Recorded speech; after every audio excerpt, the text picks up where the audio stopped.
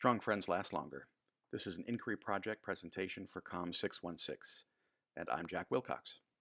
I'm going to introduce you to two friends who had a big tiff, a big confrontation. We're going to examine the argument using two modes of communication ethics. So let's orient ourselves to these ethics: interpersonal communication and dialogic communication ethics. Interpersonal communication ethics is about the care and nurturing of the relationship itself, but also values distance and space for individuals.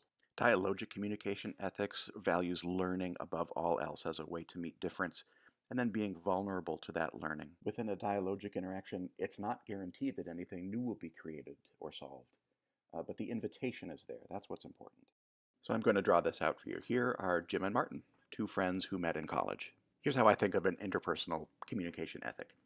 Imagine that their relationship is like a big ball.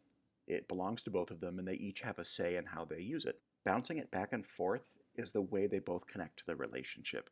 They each contribute their own style and personality, and then this motion is how the relationship is nurtured. Here's the confrontation part. Jim had a tough issue that he was facing, and it started to affect the way the relationship bounced back and forth. Martin didn't know what to do. He was afraid of stepping on Jim's toes, but he didn't want it to continue to linger.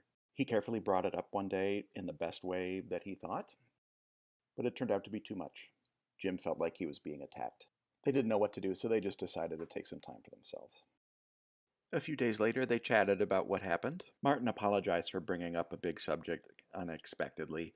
He really didn't mean anything accusatory. He was merely concerned about Jim. Jim apologized for his part too and ended up acknowledging that Martin was right. Something was bothering him. Martin listened as Jim explained what was on his mind. It had nothing to do with Martin, but instead concerned a prior event. Martin offered to lend a hand, and Jim accepted. They worked it out, and in doing so created a stronger friendship. So what do we see here?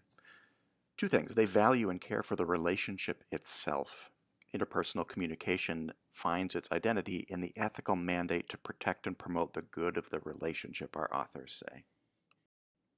They also listened through their discomfort, and they stayed with the process. Arnett, Hardin, Fritz, and Bell say that sometimes great ideas come in packages we do not wish to encounter. So in these two ways, they personify some parts of interpersonal communication ethics and dialogic ethics. Thank you very much for tuning in. These are the references I use to make my conclusions. I enjoyed COM 616 very much and look forward to seeing everybody in the next class.